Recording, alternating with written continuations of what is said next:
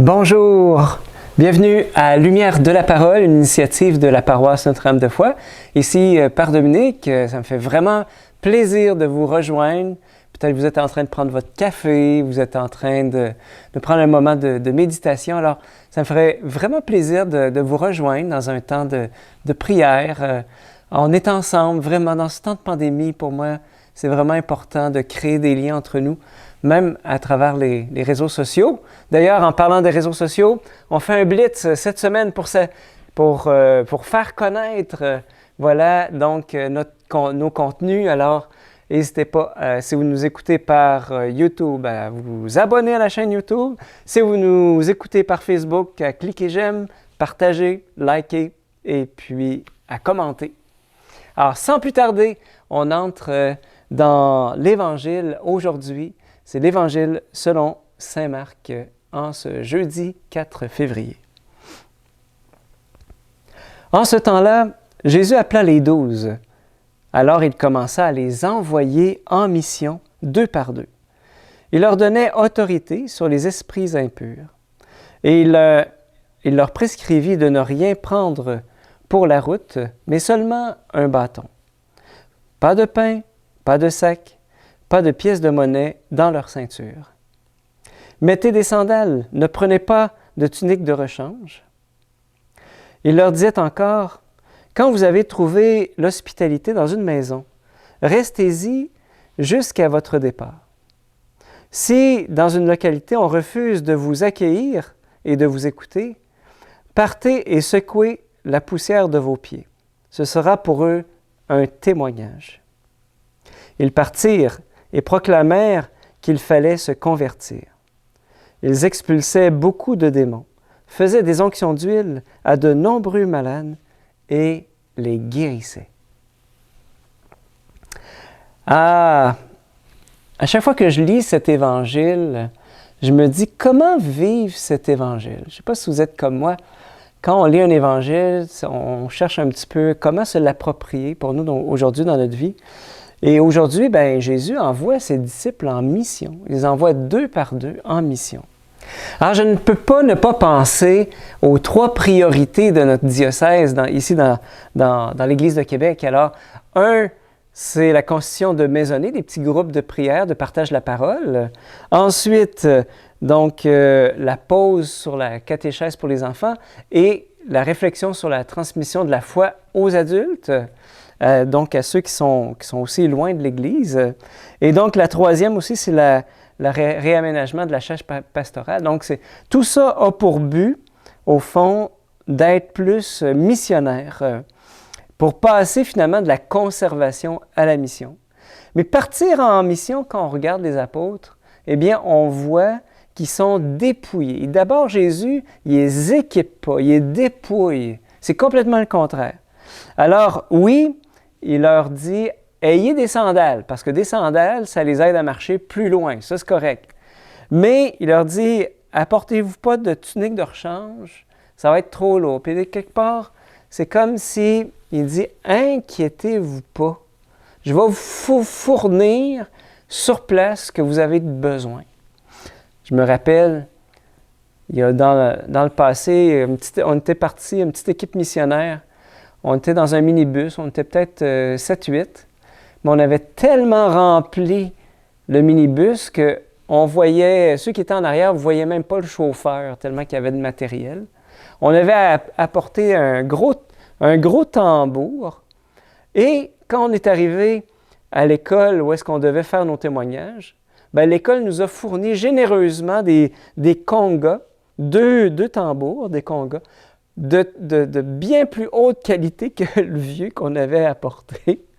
Et donc, on était gênés, on a vu, « Hey Seigneur, tu fournis ce qu'on a de besoin. » Donc, voilà, n'apportez pas de tunique de rechange, trouvez l'hospitalité. Et quelque part aussi, c'est beau que quand on évangélise, quand on va sur le terrain de l'autre, l'autre, il nous offre l'hospitalité. Il nous fait entrer un petit peu dans sa vie, il nous fait confiance. Il y a quelque chose qui est très, très beau. Hein? Et c'est ça aussi qui fait que quand on accueille l'hospitalité de l'autre, que l'autre puisse nous donner. C'est pas juste à moi à donner l'Évangile, à donner. J'ai aussi à recevoir. Et donc, alors, avoir un cœur ouvert pour recevoir, écouter, peut-être même, cette rencontre-là peut être un dialogue de salut où est-ce que le Seigneur vient guérir. Alors, comment vivre cet évangile? J'ai entendu parler d'une religieuse, il n'y a pas longtemps, qui était assez âgée, et elle avait été missionnaire pendant longtemps dans un autre pays. Et puis, elle voulait vivre l'Évangile.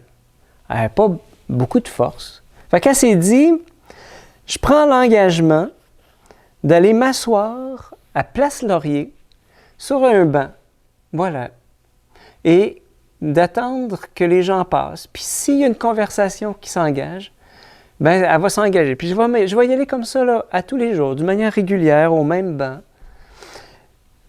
Parce que elle s'est dit, c'est vrai que les gens qui vont au centre d'achat, ils ont souvent... il y a souvent... C'est pas juste pour faire des achats, c'est pour voir du monde, parce que les gens vivent beaucoup de solitude. Elle était allée un petit peu dans cette optique-là, tu sais. Et donc, elle avait pris cet engagement-là, mais ça demande beaucoup de dépouillement, tu sais, parce qu'on ne sait pas ce qui va arriver. On ne sait pas où non plus, elle ne savait pas si elle allait être rejetée, tu sais, par les gens, tu sais, puis c'était comme un risque. Il y a toujours un risque quand on part en mission, tout le temps. Mais avec le temps, avec la fidélité, pouf, elle se mettait à rencontrer des gens. Juste à « comment ça va? » Tu sais, bonjour, ou en offrant un sourire. Puis la conversation pouvait s'engager. Puis à un moment donné, c'était les confidences. Puis parfois même la prière. Les gens, à un moment donné, la cherchaient pour lui dire « Hey, ma sœur, vous ne savez pas ce qui est arrivé, on avait prié pour telle affaire. » Le Seigneur a agi. Vous pouvez vous imaginer la joie de cette religieuse qui voyait que la mission portait du fruit. Ça ne demandait pas grand-chose. Puis, est-ce qu'il y en a parmi nous que le Seigneur est en train de titiller, là, d'appeler à la mission, hein? Juste d'aller prendre du temps dans un Tim Hortons ou un McDo. Bon, on est en temps de pandémie, mais c'est le temps de réfléchir à quand la pandémie va se lever, tu sais, pour aller à la rencontre des gens comme ça. Il y en a qui ils se disent, bon, moi, ça va être autrement. Mais peut-être qu'il y en a qui se disent, hey, moi, je pourrais faire ça. Juste aller dans un Tim, un McDo, un parc, saluer les gens comme ça. Puis si la conversation s'engage, tant mieux. Puis c'est l'esprit qui conduit la conversation. Puis on ne sait pas si ça peut conduire à un dialogue de salut. Ou est-ce qu'à un moment donné, il y a l'occasion de pouvoir témoigner de sa foi. Voilà. C'est simple. Ça demande énormément. Ça demande du dépouillement, en fait. Ça demande un dépouillement de ses sécurités. Puis Jésus, quand il envoie ses disciples, il les dépouille de leur sécurité.